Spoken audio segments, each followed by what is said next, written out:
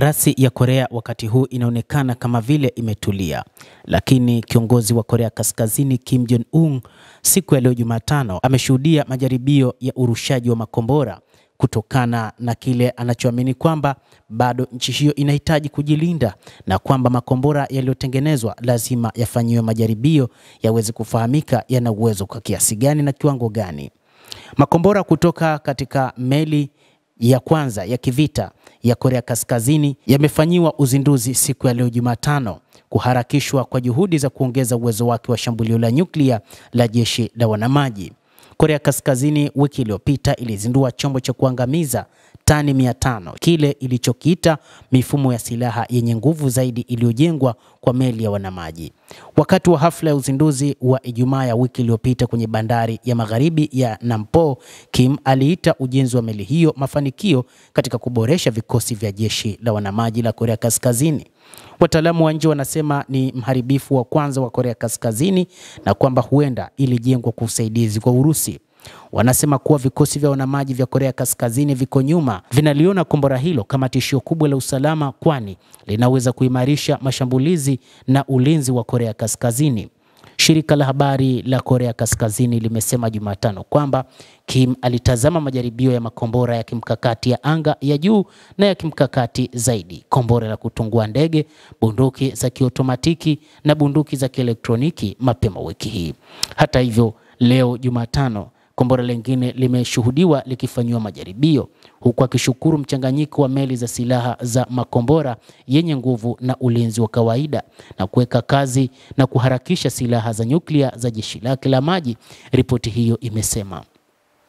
Ripoti zaidi inadai kwamba silaha hizo huenda zikatumwa nchini Iran, na ni katika kile ambacho kimeelezwa katika siku za hivi karibuni kwamba Israel ina mpango wa kufanya mashambulizi dhidi ya Iran katika vinu vyake vya nyuklia. Lakini pia ni baada pia ya rais wa Marekani katika wiki zilizopita kutamka wazi kwamba yupo tayari kufanya mashambulizi dhidi ya Iran ikiwa hakutakuwa na mazungumzo.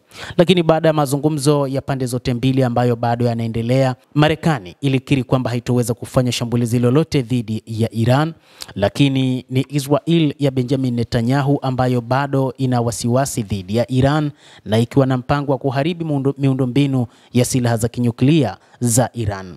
Korea ya Kaskazini na Urusi katika kipindi hiki zimekuwa zikipanua kwa kasi ushirikiano wa kijeshi na mwingine katika miaka hivi karibuni, huku Kaskazini ikisambaza wanajeshi na silaha za kawaida kusaidia juhudi za vita za Urusi dhidi ya Ukraine, huku Urusi ikieleza wazi Israel na Marekani kwamba hawapaswi kushambulia vinu hivyo vya nyuklia na kwamba Urusi haitakuwa tayari kuona vinu hivyo vya kinyuklia vya Iran vikishambuliwa. Na hii pia inatokana na mkataba uliosainiwa kati ya rais wa Urusi Bwana Vladimir Putin na mwenzake wa Iran Masoud Pezeshkian mnamo mwezi wa Januari. Marekani, Korea Kusini na washirika wao wana wasiwasi kwamba Urusi itaipa Korea Kaskazini teknolojia ya hali ya juu ya silaha ambazo zinaweza kuimarisha mpango wake wa nyuklia pamoja na kusafisha misaada mingine ya kijeshi na kiuchumi. Jeshi la Korea Kusini lilisema Jumatano ya leo kwamba maafisa wa kijasusi wa Korea Kusini pamoja na wale wa Marekani walikuwa wakifuatilia kwa karibu maendeleo ya meli ya kivita ya Korea Kaskazini. Shirika la kijasusi la Korea Kusini kando liliwaambia wabunge kwamba Korea Kaskazini haitoweza kupeleka manowari inayotumia nyuklia hivi karibuni bila msaada wa Warusi. Mnamo Machi, Korea Kaskazini ilizindua manowari ya nyuklia inayoendelea kujengwa. Wataalamu wengi wa kiraia walisema wakati huo kwamba Korea Kaskazini huenda ilipokea usaidizi wa kiteknolojia kutoka kwa Urusi kujenga kinu cha nyuklia kitakachotumika katika manowari. Lee alisema kutumwa kwa meli ya kivita yenye mfumo wa hali ya juu wa rada katika pwani ya magharibi ya Korea Kaskazini kunaweza kuimarisha uwezo wake wa ulinzi wa anga wa Pyongyang, mji mkuu. Lee alisema Korea Kusini ambayo ina uharibifu 12 bado inapita kwa kiasi kikubwa majeshi ya wanamaji ya Korea Kaskazini.